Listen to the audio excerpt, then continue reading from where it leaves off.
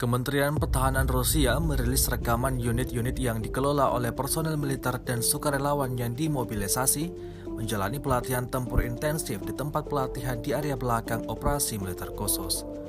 Rekamannya diunggah di akun Telegram @MOD Rusia pada Senin 3 Oktober 2022. Sejumlah personel militer tampak mengikuti pelatihan tempur dengan serius. Seperti yang tampak dalam rekaman, beberapa dari mereka melakukan latihan menembak. Setelah menyelesaikan pelatihan, unit-unit ini akan mulai menjalankan tugas untuk mengontrol dan mempertahankan wilayah yang dibebaskan. Sebagian dari mereka juga akan bertindak sebagai bagian dari unit cadangan dan penguatan.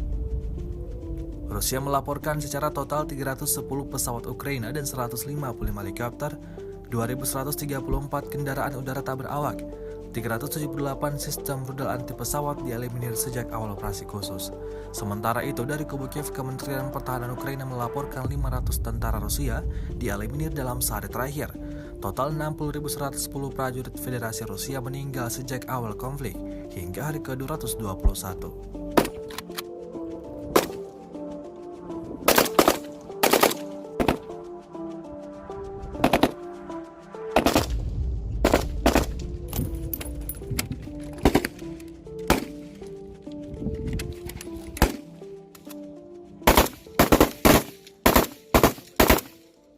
Terima kasih sudah nonton.